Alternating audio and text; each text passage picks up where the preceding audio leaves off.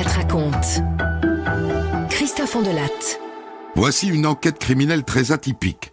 L'enquête sur l'assassinat à Barbezieux en Charente en juin 2012 de Claude Tavernier, une vieille dame de 82 ans. Vous connaîtrez le nom du tueur. Ça va vous surprendre. Mais vous connaîtrez aussi une énorme frustration. Vous ne saurez pas pourquoi il a tué cette vieille dame.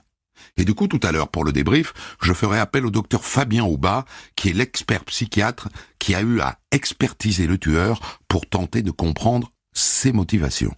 J'ai écrit cette histoire avec Thomas Audouard, réalisation Céline Lebras.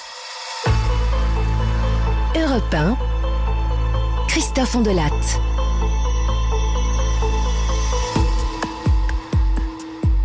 « 26 juin 2012, vers 9h30 du soir, à Barbezieux, en Charente. »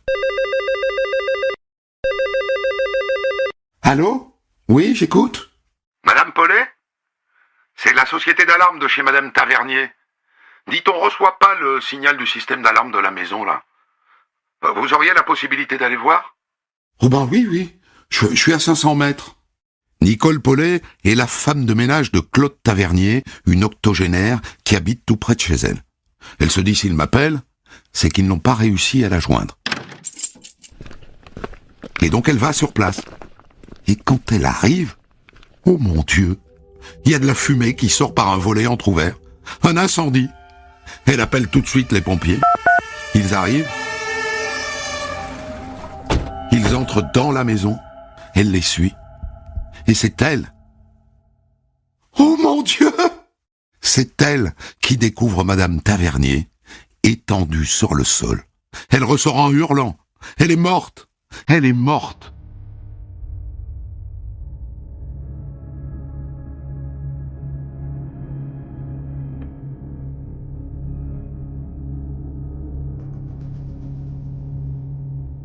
Quand les gendarmes de Barbezieux arrivent sur place, les pompiers ont maîtrisé le feu.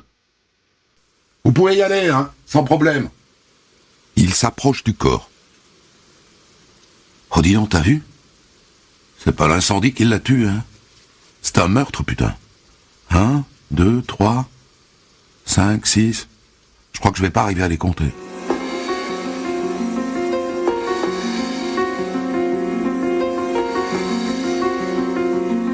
« 40. Elle a reçu 40 coups de couteau. 32 à la gorge et 8 dans le dos. Et c'est de ça qu'elle est morte. Le feu, c'était après. Faut y aller, 40 coups de couteau. C'est un meurtre d'une sauvagerie inouïe.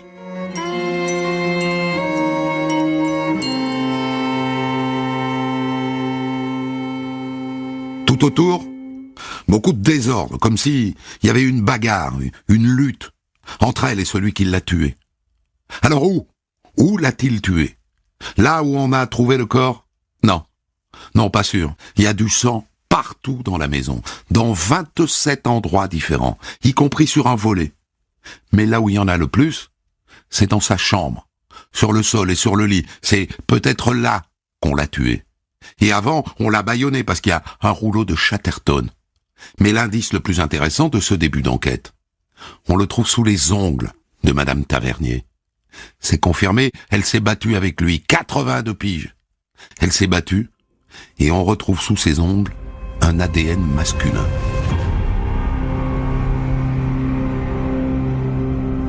Et le même ADN sur ses poignets et sur son pantalon. Pas mal. On a l'ADN du tueur.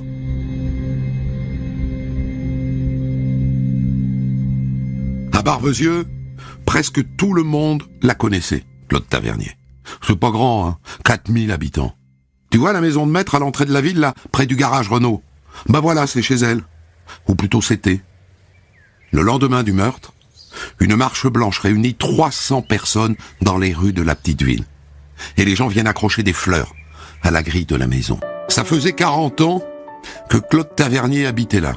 Veuve d'un colonel, mère de garçons officiers et de filles mariées à des militaires. Catholique, bien sûr, 27 petits-enfants, 33 arrière-petits-enfants. Fallait voir l'été, tout ce petit monde dans la grande maison, les grandes tablées de 4 générations. Il leur arrivait d'être 70 à table. Une grande famille française traditionnelle, dont Claude Tavernier était donc la matriarche. Elle était aussi très investie à Barbezieux. Militante du Secours catholique, elle allait voir les personnes seules à l'hôpital.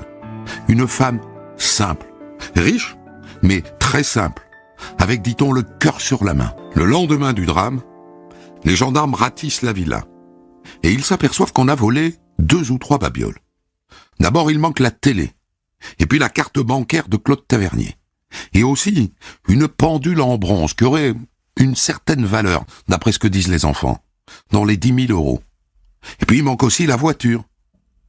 On l'aurait donc tué pour une pendule. La voiture, on la retrouve le soir même, incendiée, à quelques kilomètres de la sortie de la ville, tout près du camp des gens du voyage. Et là, il y a un contexte. Au cours des mois précédents, 70 cambriolages ont été commis à Barbezieux. Et ça venait souvent du camp de Caravane.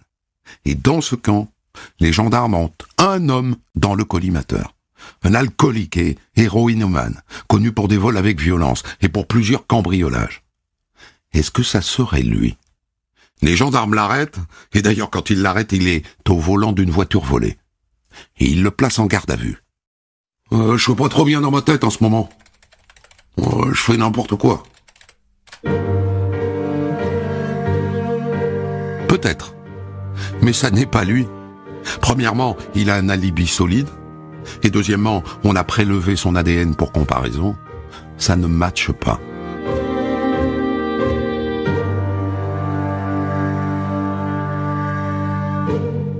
Le 30 juin, il y a plus de 700 personnes aux obsèques de Claude Tavernier en l'église de Barbezieux.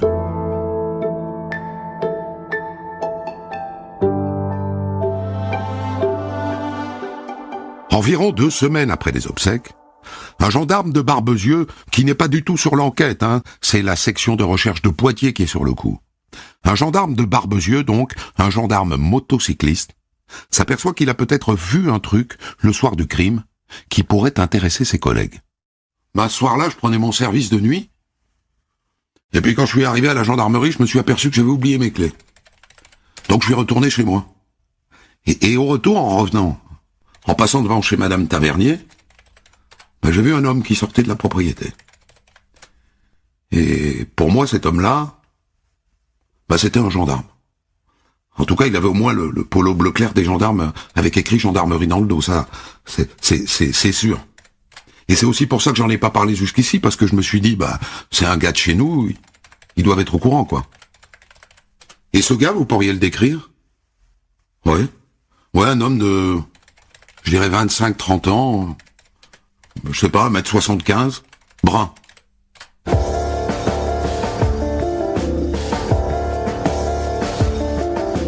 Il dit qu'à ce moment-là, des formations de gendarmes, il a regardé l'heure sur le tableau de bord de sa voiture. Il était précisément 19h57. Et je vous le dis tout de suite, aucun gendarme de Barbezieux n'est allé chez Madame Tavernier ce soir-là autour de 20h. En tout cas, officiellement. Les seuls gendarmes qui sont allés sur place, ils sont allés à 22h15, juste après la découverte du drame. Incroyable! Un gendarme serait dans le coup? Un gendarme qui serait allé la tuer en uniforme de 40 coups de couteau?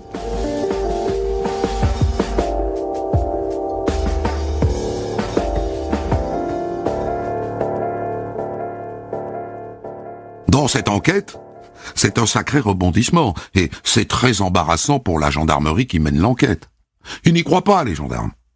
Et donc ils élargissent le cercle aux anciens gendarmes. Moi je me dis que c'est peut-être un contrat court, quoi, le gars. Un gars qui aurait pas été reconduit et qui aurait gardé son uniforme. Et donc les gendarmes se mettent à dresser des listes d'ex-gendarmes. D'abord en Charente, et puis ils élargissent à l'Aquitaine, et puis au Pays de Loire. Et ils arrivent à une longue liste de 5000 noms. Et à partir de là, pendant 2 mois, façon gendarme, têtu, obstiné, méticuleux, ils rayent des noms. Ils enlèvent les blonds, par exemple, puisque le type était brun. Et les chauves, puisque le type avait des cheveux. Et les trop grands, et les trop petits. Et celui-là, il pouvait pas être là ce soir-là, et celui-là non plus. Tous les jours, il raye des noms sur cette liste de 5000 noms. Et un jour, au bout de 2 mois, il ne leur reste qu'un seul nom.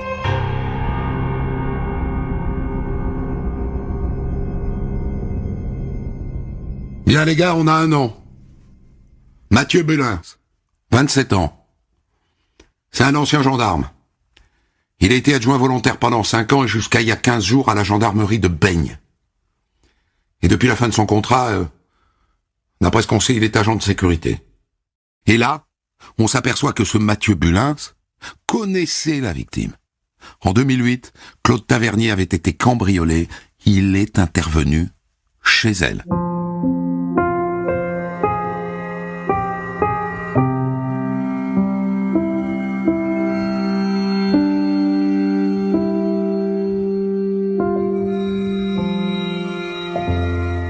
Alors, on va l'arrêter tout de suite, là, maintenant ? Patience, patience. Les gendarmes de la section de recherche de Poitiers se rencardent d'abord auprès de ses anciens collègues. Bulins ? Oh, un type impeccable. Des états de service irréprochables. Ouais, un bon gars, vraiment. Vous avez perçu de la colère contenue chez lui, de la violence rentrée ? Oh, pas du tout, non ? Non, il m'est toujours apparu équilibré. Pas brillant, mais un type équilibré, quoi. Ajoutez à ce tableau, trop parfait, que Mathieu Bulins est aussi fils de gendarme. Faudrait pas faire une boulette, hein. Faudrait pas l'accuser à tort.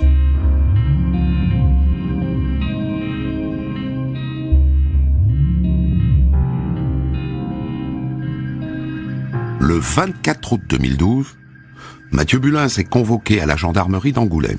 Juste convoqué. Et il se présente très détendu, serein. Monsieur Bulins, un collègue vous a vu sortir de la maison de Madame Tavernier le soir où elle a été tuée. Qu'est-ce que vous faisiez là, Monsieur Bulins ?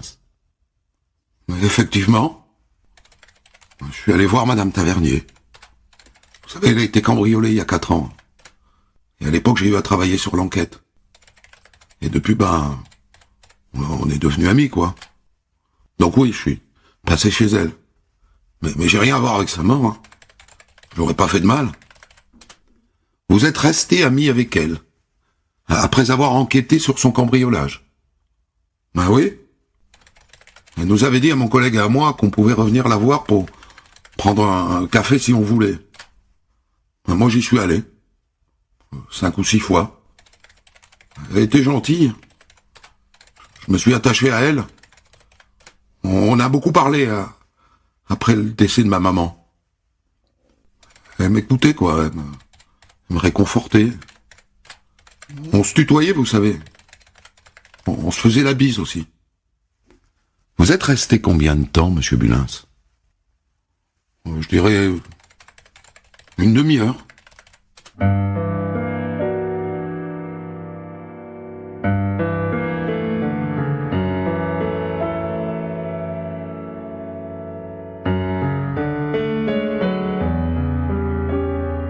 On vérifie. Il a vraiment perdu sa mère en 2003. Mais cette histoire d'amitié avec Madame Tavernier, les gendarmes ont du mal à le croire. Comme vous, hein. Comme moi. Ça existe, les belles histoires, les amitiés intergénérationnelles, intermilieu social. Mais en général, si je me déplace, c'est pas pour vous raconter des romances.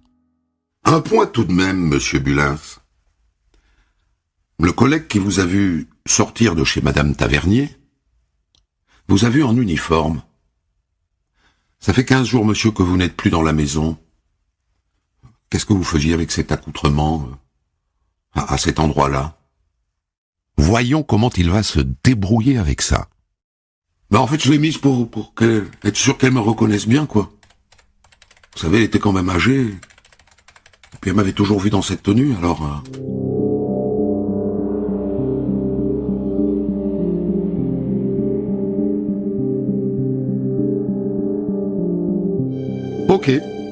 Ok, il peut rentrer chez lui. Est-ce que ça vous a convaincu ? Non ? Oh, vous êtes dur. De toute façon, il ment. Il ment quand il dit qu'il se tutoyait. Madame Tavernier n'a jamais tutoyé personne. Elle vous voyait ses 5 enfants, et même ses petits-enfants, et même ses arrière-petits-enfants. Et ça depuis le plus jeune âge. Il paraît qu'elle vous voyait même les nourrissons. Pas du tout le genre à avoir des familiarités avec un gendarme adjoint. Du tout. Et la bise, les 2 grosses macs sur la joue. Madame Tavernier, vous n'y pensez pas. Il ment. Et ajoutez à cela que dans l'entourage de Claude Tavernier, personne n'a jamais entendu parler de lui. Ni ses enfants, ni sa femme de ménage. Personne. Il ment. Et ça se vérifie quand on interroge les collègues avec lesquels il est intervenu à l'époque sur le cambriolage. Moi, je crois qu'il a jamais parlé avec elle à l'époque. C'est le chef de brigade qui lui a parlé, nous. Nous, on était vraiment en retrait, quoi. Et est-ce qu'à la fin, elle vous a dit « Revenez quand vous voulez ». Oh non. Non, je crois pas. Je suis même certain que non. Elle nous a pas parlé, je vous dis. C'est la confirmation que Mathieu Bulins ment. Par ailleurs, si on regarde en détail l'activité de son portable, il a coupé son portable le 26 juin à 14h, ce qu'il ne fait jamais. Et il l'a rallumé le lendemain du crime à 11h45. Louche. Mais là où il n'y a plus aucun doute, c'est quand on compare son ADN à celui prélevé sous les ongles de la victime. C'est lui qui l'a tué. Et après, ça va très vite. Il est placé en garde à vue, et par rapport à la fois d'avant, il est beaucoup plus tendu. Et les gendarmes ne finassent pas. On a retrouvé votre ADN, monsieur Bulins, sous les ongles de la victime.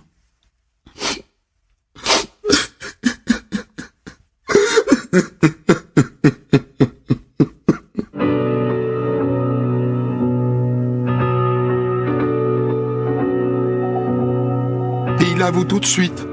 C'est lui qui l'a tué. Il dit que ce jour-là, il est allé la voir chez elle une première fois, qu'il est parti, qu'il est revenu, et que c'est là qu'il l'a tué. Mais n'espérez pas plus de détails. Je me souviens plus de rien. J'ai quelques flashs comme ça, mais le reste j'ai oublié. Comme une amnésie, vous voyez.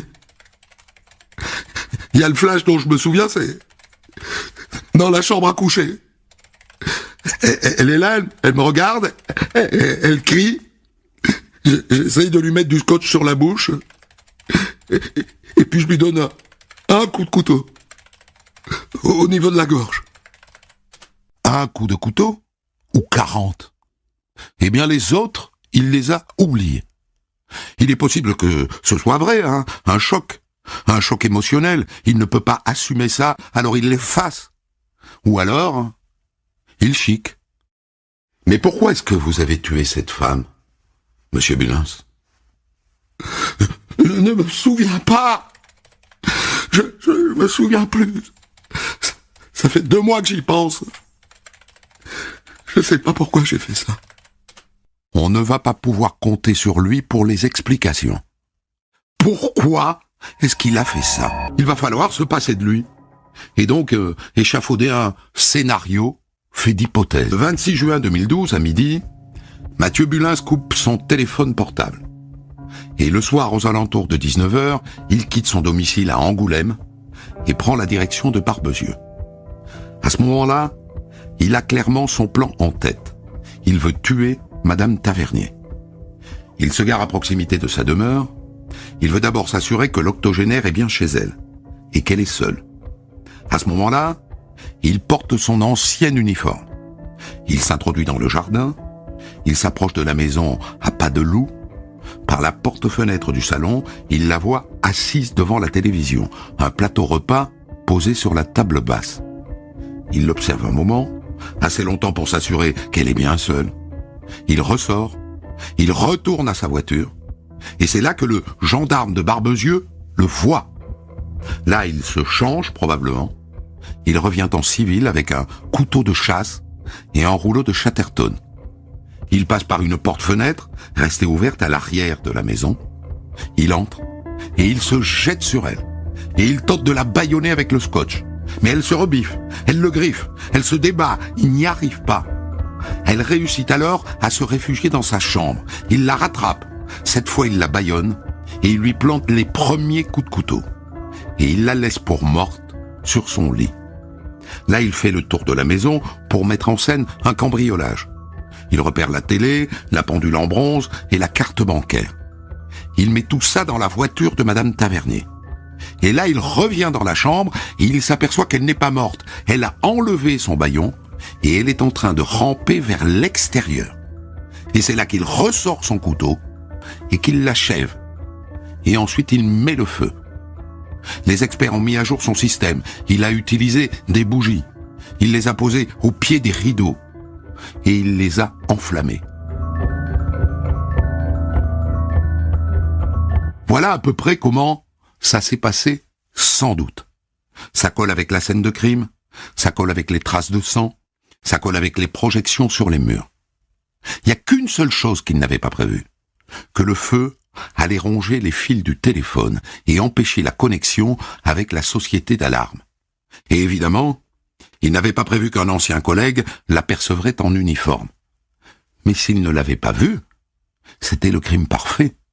On ne serait jamais remonté jusqu'à lui. Mais dans ce scénario, on bute toujours sur le mobile. Pourquoi ? Pourquoi est-ce qu'il a fait ça ?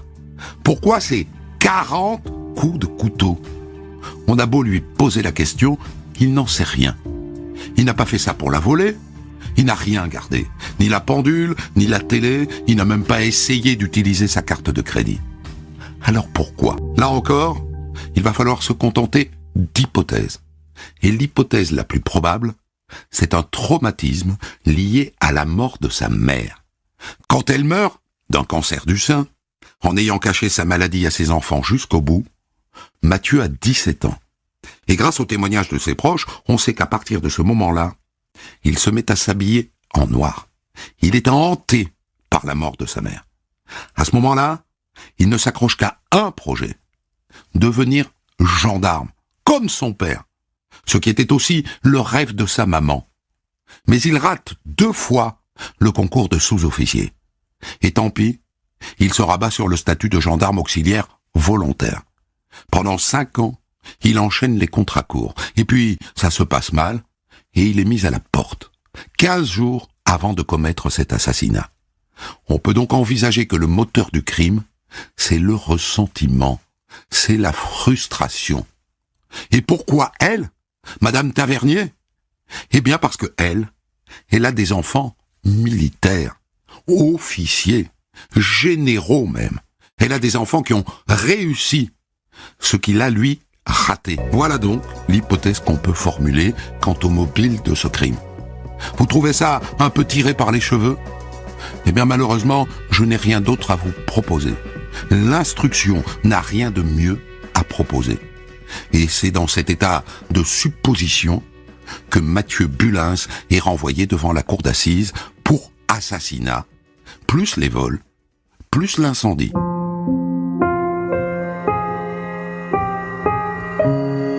Son procès s'ouvre à Angoulême le 16 novembre 2015 pour 5 jours. Et on comprend d'entrée qu'il n'a pas changé d'avis, il assume son geste, mais il prétend qu'il ne l'a pas prémédité.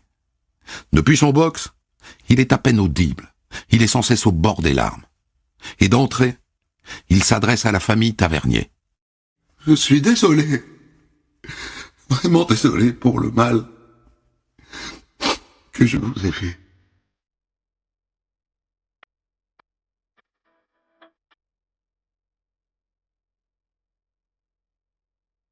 On apprend à l'occasion que le gendarme Bulins était un geek, qu'il passait des heures et des heures sur son ordinateur, sur des blogs gothiques, sur des sites de rencontres ou sur des plateformes de poker en ligne.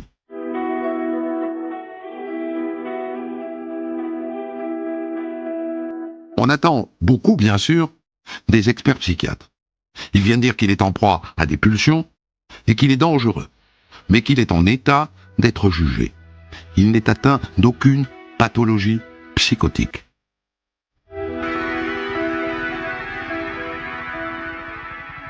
Le procès dure 5 jours, et à la fin, Mathieu Bulins est condamné à 30 ans de réclusion criminelle, assorti d'une peine de sûreté de 20 ans.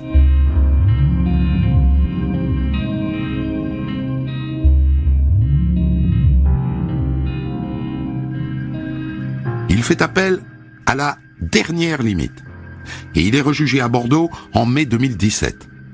Et d'entrée, il s'explique sur cet appel. J'ai beaucoup hésité. Je ne voulais pas infliger un second procès à la famille Tavernier. Mais vous comprenez, j'ai été condamné pour meurtre avec préméditation, et ça n'est pas la vérité. Je n'ai rien prémédité du tout. Et là, on découvre un épisode qui était passé totalement inaperçu lors du premier procès. Et pourtant, c'est dans le dossier. Au moment où il a été arrêté, Mathieu Bulins était sur le point d'entrer dans la police. Il avait passé avec succès le concours pour entrer dans la police technique et scientifique. Il ne lui restait plus que les oraux à passer. Il a été interpellé juste avant. On a eu chaud. Ça s'est joué à pas grand-chose.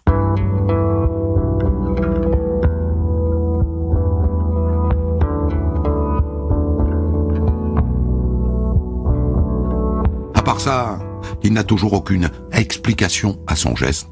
C'est très frustrant pour la famille Tavernier. Ils ne sauront pas. Ils ne sauront jamais. Et le verdict confirme celui du premier procès. Mathieu Bulins est condamné à 30 ans de réclusion criminelle, avec 20 années de sûreté.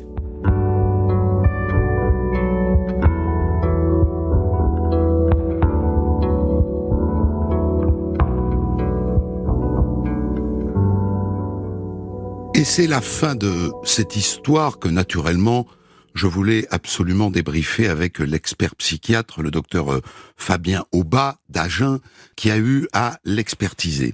Alors, docteur, j'ai une première question, parce que tous ceux qui auront entendu cette histoire se disent sans doute, comme moi, que ce type est cinglé. Mais vous dites qu'il n'est atteint d'aucune pathologie psychiatrique, vous en êtes sûr ? Alors, on est à peu près sûr qu'il n'a pas de pathologie psychiatrique. D'abord, c'est quelqu'un qui n'a aucun antécédent d'ordre psychopathologique. Et ce qui est toujours un peu surprenant dans ce type d'affaires, c'est de pouvoir mettre en perspective à la fois l'abominable d'une situation criminelle et la relative normalité des sujets qu'on examine. Et ça, j'ai envie de dire, c'est une situation extrêmement fréquente. L'abomination de l'acte ne se résume pas forcément à des problématiques psychotiques, et des individus tout à fait normaux au sens du psychiatre, bien évidemment, peuvent commettre ce type d'actes. Et d'ailleurs, la preuve en est, c'est que visiblement, M. Bulins n'a jamais eu de pathologie psychiatrique caractérisée. Quand il dit qu'il a oublié, qu'il ne lui reste qu'un ou deux flashs, qu'il ne sait pas notamment pourquoi il a fait ça, il simule, à votre avis, pour éviter de s'expliquer, ou il est sincère ?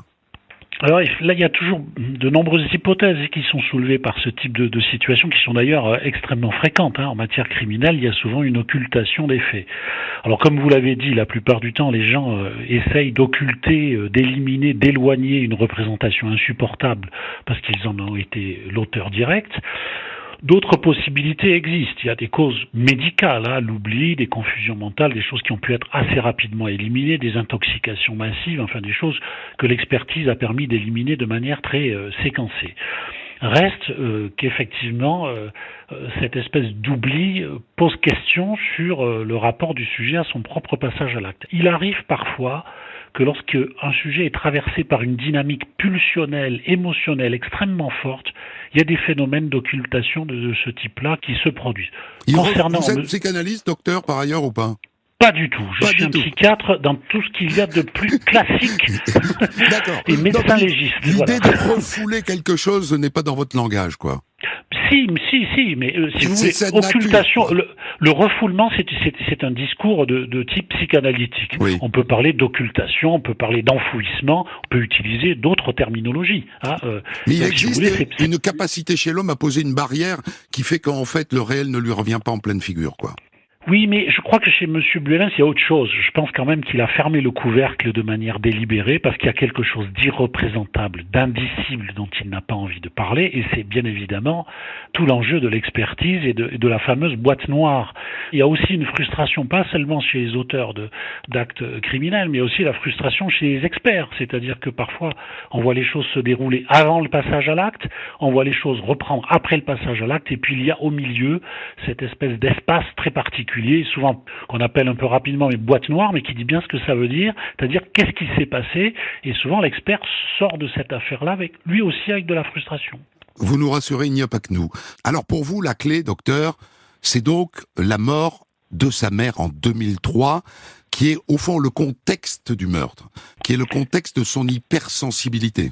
Alors, si vous voulez, à partir du moment où on a éliminé une pathologie mentale caractérisée qui permettrait d'avoir une explication, j'ai envie de dire très simple, d'un passage à l'acte parce qu'il est lié à une manifestation délirante ou hallucinatoire, il nous reste la psychopathologie, c'est-à-dire des choses qui se rapprochent de la normalité. La psychopathologie, la plupart du temps, on l'explore en regardant la biographie de manière attentive. Donc, chez lui, qu'est-ce qu'on voit ? On voit effectivement la perte de la mère avec qui il a eu une relation, alors pour le coup, je vais dire assez oedipienne parce que lui-même le dit. Et puis on trouve un sujet aussi extrêmement introverti, très inhibé vis-à-vis de la sexualité et de la vie affective, qui n'a jamais engagé de période de vie commune avec quiconque, qui est finalement assez distancié vis-à-vis de la sexualité, et sont les deux éléments un peu, moi, que j'ai trouvé très, très déterminants dans cette affaire-là.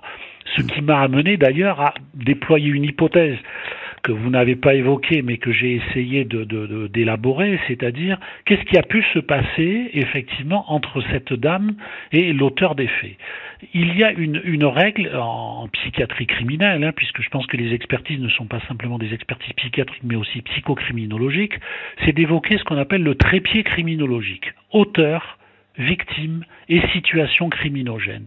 Il ne peut pas y avoir de passage à l'acte de ce type s'il n'y a pas eu des interactions très particulières entre l'auteur et la victime. Reste à savoir quelle est la nature ou quelles ont pu être ces interactions entre l'auteur et la victime. Et c'est ça la question que je me suis posée. Parce que le passage à l'acte, qu'est-ce qu'il montre ? Il montre le déploiement extrêmement brutal d'une violence absolument inouïe qui relève quasiment de la destructivité. Oui. Annuler l'autre, destructivité. Donc, qu'est-ce qui peut accumuler ou faire qu'un sujet accumule une charge agressive ou pulsionnelle d'une telle intensité ? Ça peut être, comme vous l'avez évoqué, de la frustration, de l'aigreur, une blessure. Son impuissance à devenir gendarme, doublée au fond de ce qu'il se reproche probablement à tort, c'est de ne pas avoir aidé sa mère atteinte d'un cancer, puisque jusqu'au bout, semble-t-il, elle ne dit pas qu'elle a un cancer. Il ne peut rien faire, il a été impuissant à ça. Et donc à la fois il attaque la femme et la mère de militaire. C'est ça qu'on comprend. Oui, mais déployer une telle destructivité, ça suppose quand même d'avoir accumulé un niveau d'agressivité et de pulsion de destructivité absolument inouï. Je pense que les éléments tels que vous les déployez ne suffiraient pas, me semble-t-il, à faire en sorte qu'une telle violence puisse se déployer en quelques minutes. Certes, il a eu un destin qui est relativement modeste, certes, il n'a pas terriblement réussi ni dans la gendarmerie ni dans la police, c'est le moins qu'on puisse dire, mais pourquoi s'attaquer à cette dame-là ? On peut y voir effectivement la figuration d'un double maternel, pourquoi pas, mais alors il aurait fallu peut-être que se jouent des choses entre lui et elle qui peut-être dépassent effectivement l'entendement. Moi j'ai supposé que quelque chose de l'ordre de la sexualité s'était joué dans cette affaire-là. Il vous dit que non, lui. Bien sûr, mais il dit non à tout. Que ça ne l'a pas attiré du tout. Absolument, mais lui nie tout, c'est-à-dire qu'il n'aide pas beaucoup ni les enquêteurs, ni le magistrat instructeur, ni l'expert psychiatre à y voir clair dans cette affaire-là. Simplement, on est un peu comme le petit poussé. Il faut aller chercher les cailloux et essayer de voir le sens que ça pourrait avoir. Moi, c'est la chambre à coucher déjà qui m'a surpris. Quelque chose s'est joué dans la chambre à coucher. Je l'avais interrogé là-dessus en lui disant « Mais qu'est-ce qui se passe ? À quoi ça sert un lit ? À quoi ça sert une chambre à coucher ?»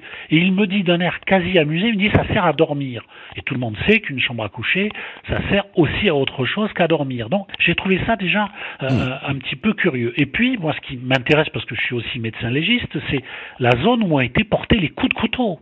Quand vous déployez de la destructivité, si c'était aussi anarchique que ça, les coups de couteau auraient été portés partout sur l'ensemble de la surface corporelle. Là, c'est le coup.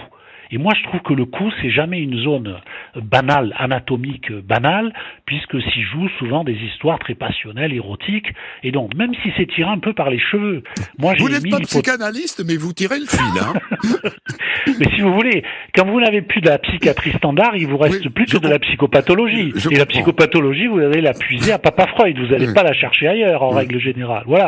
Donc, si vous voulez, on est obligé quand même, parce qu'il y a la mort de cette mère, il y a cette relation oedipienne, il y a ce meurtre qui se joue avec une dame qui pourrait avoir l'âge de sa mère, peut-être un petit peu plus, mais quelque chose de cet ordre-là. Qu'est-ce qui a pu se jouer entre cet homme et cette femme qui pourrait être une figure maternelle déclinée, vous l'avez dit vous-même, mais c'est fortement envisageable. Qu'est-ce qui a pu se jouer? Moi, j'ai posé l'hypothèse en disant d'ailleurs dans mon expertise, écoutez, si vous trouvez mieux que moi, je suis preneur, hein, en quelque sorte, je suis preneur. Moi, j'ai émis cette hypothèse d'une proximité érotique qu'il aurait très mal vécu et qui l'aurait propulsé dans une espèce de rage de destructivité parce que c'était quelque chose d'irreprésentable et d'insupportable pour lui. Pardon, docteur Oba, mais je pense que les gens qui nous écoutent pensent la même chose que moi. Il avait des spaghettis dans la tête, ce garçon. Et néanmoins, ça n'est pas une excuse sur le plan pénal. Non, mais si vous voulez, dans la rhétorique... Il avait l'air sérieusement atteint, c'est ça que je veux dire. Dans la rhétorique des psychiatres, il suffit pas de dire c'est un monstre, il a fait des choses absolument abominables. Il faut décliner ça en éléments cliniques pour savoir si les éléments cliniques que produit tel ou tel sujet vont nous renvoyer vers une pathologie mentale caractérisée. Qu'est-ce qu'on a? On a la schizophrénie, on a la paranoïa, qui s'accompagne souvent de délires plus ou moins élaborés et qui pourraient justifier d'un passage à l'acte tout à fait pathologique. On a des intoxications éventuellement avec des toxiques illicites qui pourraient propulser le sujet. On a l'épilepsie, on a des tas de choses, on a des encéphalopathies, on a tout ce que vous voulez. Notre boulot, c'est d'éliminer pied à pied, de manière très méthodique, tous les éléments susceptibles d'évoquer une pathologie psychiatrique, qui ne va pas émerger comme ça, ex nihilo, tout d'un coup, avec un sujet qui a démontré jusque-là qu'il était parfaitement adapté. C'était passionnant de parler avec vous, docteur Fabien Oba, expert psychiatre dans l'enquête sur le meurtre de Claude Tavernier. Des centaines d'histoires disponibles sur vos plateformes d'écoute et sur europe1.fr.